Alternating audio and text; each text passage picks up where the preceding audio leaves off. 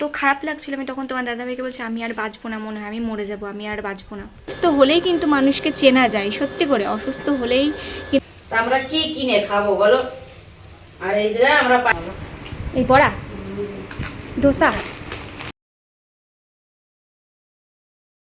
প্রিয়ন, কেমন আছো সকলে? আশা করছি সকলে তোমরা ভালো আছো, আমিও বেশ ভালোই আছি। সোনায়াদি চ্যানেলে নতুন একটি ভিডিওর সঙ্গে তোমাদের অনেকখানি ওয়েলকাম জানিয়ে আজকে ব্লগটা স্টার্ট করছি।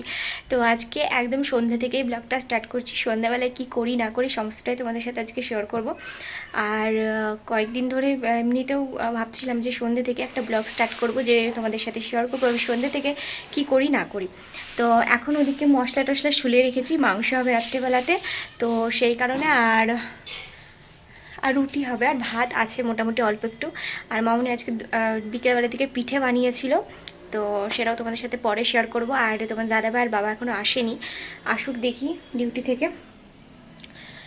তো চলো আমি আগে স্ট্যান্ডটা নিয়ে নিই, স্ট্যান্ডটা নিয়ে ভিডিওটা শ্যুট করে নিই।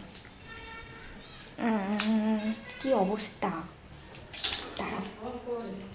হ্যাঁ, একবার ফোন করে দেখো কখন আসবে, নাহলে দেরি হয়ে যাবে না। বলবা যে দেরি হয়ে যাচ্ছে। তো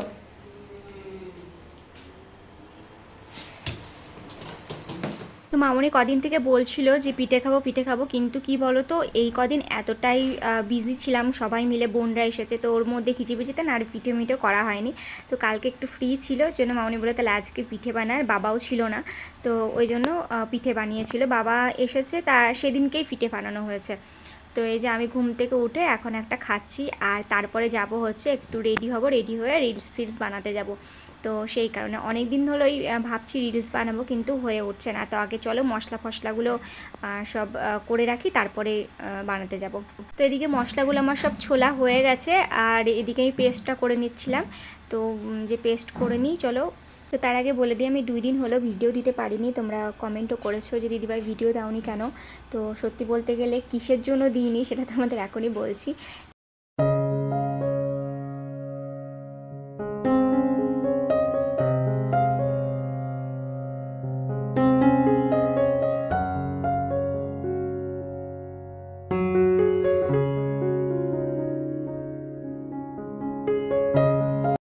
এসেছি একটু ভিডিও শ্যুট করব বলে, তো এত লজ্জা লাগছে কি বলবো তোমাদের, ভীষণই লজ্জা করছে।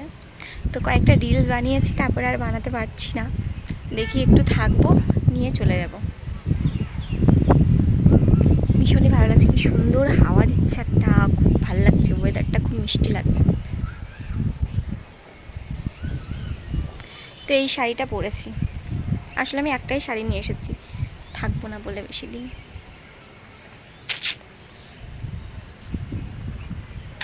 আচ্ছা, যেদিন থেকে না আমি এই শাড়ি পরে রিলসগুলো ইউটিউবে পোস্ট করেছি, সেদিন থেকে তোমরা অনেকে আমাকে কমেন্ট করছো, মানে যারা জানো না আমার ইনস্টাগ্রাম আইডি, তারা অনেকেই কমেন্ট করছো দিদিভাই তোমার ইনস্টাগ্রাম আইডিটা কী বলো।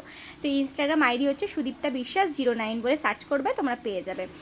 তো রিলস টিলস বানিয়ে এসে দেখো রুটি মাখতে বসে গেছি, মানে আটা মাখতে বসে গেছি, রুটি হবে। আর মাংস তো অলরেডি হচ্ছে, মামনি ওদিকে বসিয়ে দিয়েছে। তো এদিকে কি বলো তো, সন্ধে লাগে তো অনেকটা লেটে, ওই জন্য আর কি মানে দেরি করেই বসেছে। এদিকে যেহেতু 7টার দিকে সন্ধে লাগে, পুরোপুরি 7টা 10-15তে গিয়ে এখানে সন্ধে লাগে, অনেকটা লেটে। তো যাই হোক, এদিকে দেখো মামনি মাংসটা বসিয়ে দিয়েছে, কষানো হচ্ছে। এখন এই যে খাওয়া দাওয়া করবো, রুটিটা মাংসটা হলে রুটিটা তখন বসাবে। তো চলো ততক্ষণ আমার মায়ের সাথে একটু কথা বলে নিই, মা অনেকক্ষণ ধরেই ফোন করছিল, মায়ের সাথে গল্প টল্প করে নিই, পরে আবার তোমাদের সাথে কথা হচ্ছে। থামস আপ নিয়ে আসতে তো, এই যে এই তো এক্ষুনি নিয়ে আসলে। তো এটা হচ্ছে পরের দিন সকালের ভিডিও, যে দিনটা আমার এত খারাপ গেছে কি বলবো তোমাদের। তো যাই হোক চলো ইন্ট্রোটা দিয়ে নিই। হ্যালো গাইজ, কেমন আছো সবাই? আশা করছি ভালো আছো, আমিও ভালো আছি। সোনার চ্যানেল নতুন একটি ভিডিওর সঙ্গে অনেক ওয়েলকাম জানিয়ে আজকে ভিডিওটা স্টার্ট করছি। তো সকালে এখনও উঠিনি, দেখতেই পাচ্ছ ল্যাদ খাচ্ছি বসে বসে। চলো ফ্রেশ হই, পরে আবার কথা হচ্ছে। ফ্রেশ হয়ে উঠে চলে এসেছি, আর এখন এই যে রুটিটা সেঁকে নিচ্ছি। আগের দিনে রুটি ছিল, তো সেগুলোই না আমি আর মামনি ঘি দিয়ে ভালো করে ভেজে সস দিয়ে খাই, বেশ ভালো লাগে জানো তো। তো যাই হোক দেখো রুটিটা কি সুন্দর ফুলছে না, বেশ মজা পাচ্ছিলাম, মামনিকে দেখাচ্ছিলাম দেখো দেখো কি সুন্দর আমার রুটিটা ফুলে যাচ্ছে। যাই হোক চলো খাওয়া দাওয়া করি।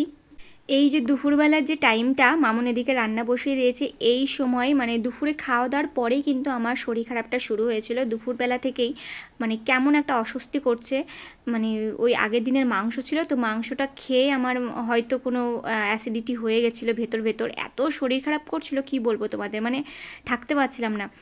তো সন্ধ্যেটা আমি মোটামুটি কাটিয়ে নিয়েছিলাম যাই হোক তার করে, কিন্তু রাত্রেবেলায় খাওয়া দাওয়ার পরে ঠিক ওই 11টা মতো বাজে, সেই সময় থেকে অসম্ভব আমার পেটে যন্ত্রণা শুরু করে, বুক থেকে পেট থেকে এত ব্যথা করছিল, তো পুরো আমি শুতে পারছিলাম না, এপাশ ওপাশ করে কিছুতেই শুতে পারি না, সারা রাত এরকমই গেছে আমার।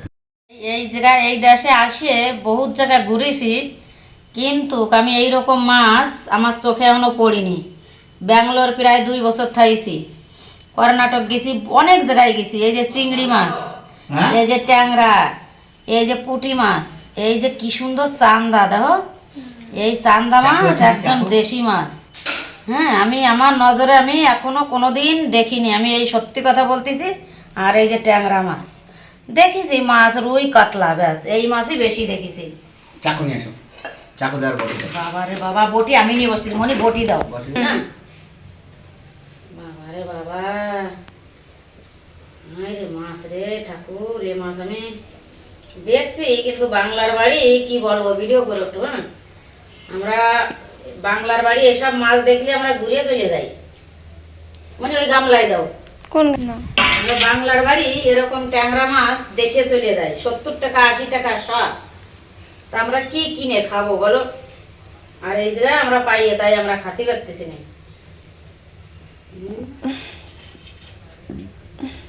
কি সুন্দর মাছ, বাপরে বাপ।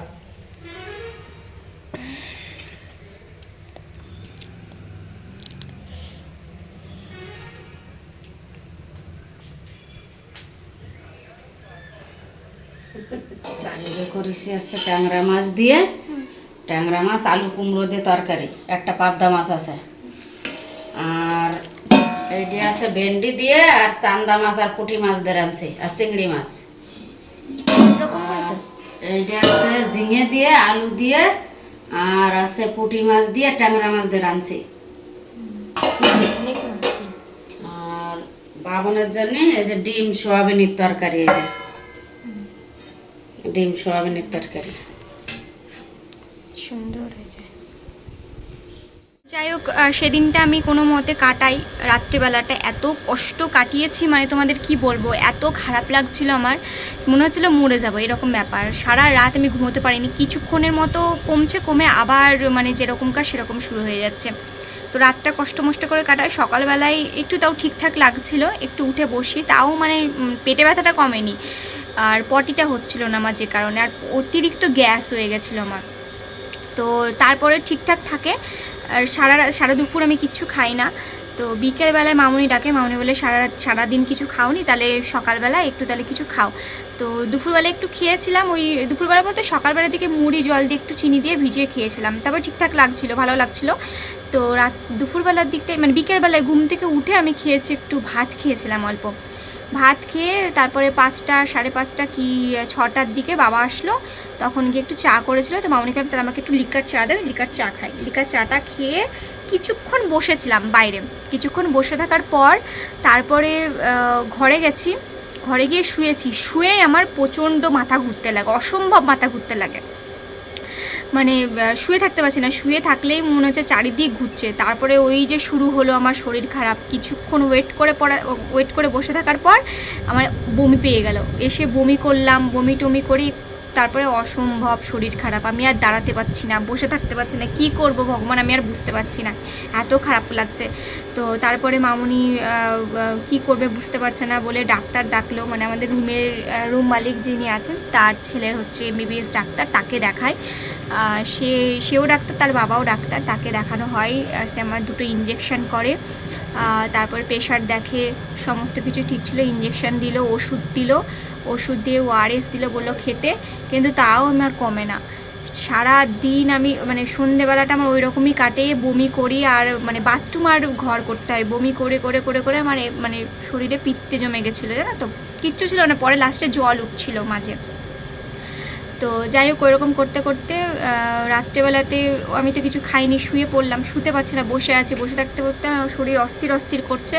তো তোমার দাদাভাইকে আবার বললাম যে তুমি যাও গিয়ে আবার জিজ্ঞাসা করো যে আমার মাথা ঘোরাটা কেন কমছে না। মাথা ঘোরাটা যদি কমতো তাহলে আমি একটু শুতে পারতাম, ঘুমালে হয়তো আমার শরীরটা ঠিক হতো। তারপরে গিয়ে বললো যে তাহলে একটু লবণ চিনি জল করে ওকে লেবু দিয়ে করে খাও। ওই যে জলটা খেলাম, একটু বসলাম, বসে উল্টো করে গিয়ে মানে উল্টো দিকে মাথা করে আমি একটু শুলাম। শুয়ে কখন যে ঘুমিয়ে গেছে আমি নিজেও বুঝতে পারিনি। পরে তোমার দাদাভাই আমাকে ঠিক করে আবার শুইয়ে দেয়, শুয়ে সকালবেলায় উঠে আমার একটু ফ্রেশ লাগে। এই যে সকালবেলায় উঠে তোমাদের সাথে কথা বলতে পারছি, নাহলে আমি মরেই যেতাম। এমন দিন গেছে না এই 3টে দিন আমার সাথে, অসম্ভব, মানে বলার বাইরে। পুরো ভয় পেয়ে গেছিলো মামুনি, তো পুরো ভয় পেয়ে গেছে। মামুনি জল দেওয়া, মাথায় তেল দিয়ে দেওয়া, পুরোটাই মামুনি করেছে। এত খারাপ লাগছিল কি বলবো তোমাদের, শরীর ভীষণ খারাপ করছিল আমার। তারপরে এই যে সুস্থ আছি, একটু ভালো আছি, তাই ভাবলাম চলো তোমাদের সাথে একটা ভিডিও শেয়ার করি, কারণ 2 দিন ভিডিও দিতে পারি। কথা বলতে কি আমি ভগবানের কাছে অনেক অনেক ধন্যবাদ জানাই যে এরকম একটা সাপোর্টিভ আমি একটা ফ্যামিলি পেয়েছি, এত কেয়ারিং ফ্যামিলি পেয়েছি যারা আমাকে এত কেয়ার করে, এত ভালোবাসে। মানে এই শ্বশুরবাড়ি ভালো পাওয়া একটা ভাগ্যের ব্যাপার, জানো তো। অনেক মানুষের সেটা কপালে থাকে না, অনেক মানুষ সেটা পায়ও না। তো আমি সেটা পেয়েছি, এটা একটা গর্বের ব্যাপার, জানো তো, যে আমি আমার শ্বশুর শাশুড়িকে নিয়ে থাকতে পারি। আর এত ভালোবাসেন না ওনারা, কি বলবো তোমাদের। আমাকে যেমন ভালোবাসে তেমনি আমার ফ্যামিলিকে, মানে আমার মা বাবাকেও ভীষণ ভালোবাসে, অনেক হেল্প করে অনেক কিছুতেই, যেগুলো সবসময় সোশ্যাল মিডিয়াতে আনা উচিত নয়, কিন্তু ভীষণ ভীষণ একটা সাপোর্টিভ একটা ফ্যামিলি আমার লোকজন। যেমন আমার ননদ নন্দাই পেয়েছি, সত্যি গর্ব করে বলার মতো আমার ননদ নন্দাই তাদেরকে। ননদ সত্যি খুবই ভালো, ননদ বলা চলে না, সে আমাকে এত ভালোবাসে, মানে কি বলবো তোমাকে, আমার ধারণার বাইরে, ভীষণ ভালোবাসে। তেমনি আমার শাশুড়ি মাও, আবার বাবা, আমার শ্বশুর বাবাও তাই, ভীষণ ভালো একজন মানুষ। এই যখন মানে কি বলবো তোমাদের, অসুস্থ হলেই কিন্তু মানুষকে চেনা যায়, সত্যি করে অসুস্থ হলেই কিন্তু সবাইকে চেনা যায়। কিন্তু সত্যি আমি অসুস্থ হয়েছি বলে আজকে কিন্তু আমি বুঝতে পেরেছি যে কে আপন আর কে পর, জানো তো। অনেক মানুষ আছে যারা এই ফোন করেও খোঁজ নেয় না, অনেক মানুষ আছে কাছে থেকেও যারা খোঁজ নেয় না, জানো তো। নিজের মানুষরাও থাকে এরকম, অনেক নিজের মানুষ আছে, কি বলবো তাদের কথা আর কিছু বলার নাই। যাই হোক, এত কথা বলতে গেলে আমার ভিডিও অনেক বড় হয়ে যাবে, আমি তাদের কথা আমি তো বলতেও চাই না, কারণ থাক, ওদের থেকে দূরে থেকে না আমি ভীষণ ভালো আছি, সুস্থ আছি, জানো তো। ওরা যদি আমার আশেপাশেও থাকে না, আমি মনে হয় আমি মরে যাবো, আমি আর সুস্থ থাকতে পারবো না। তো আর কিছু বলার নেই। যাই হোক, চলো আজকের মতো ব্লগটা এখানে এন্ড করছি। কেমন লাগলো অবশ্যই কমেন্ট বক্সে জানাতে ভুলবে না। দেখা হচ্ছে নেক্সট ব্লগে। সবাই ভালো থেকো, সুস্থ থেকো, টাটা।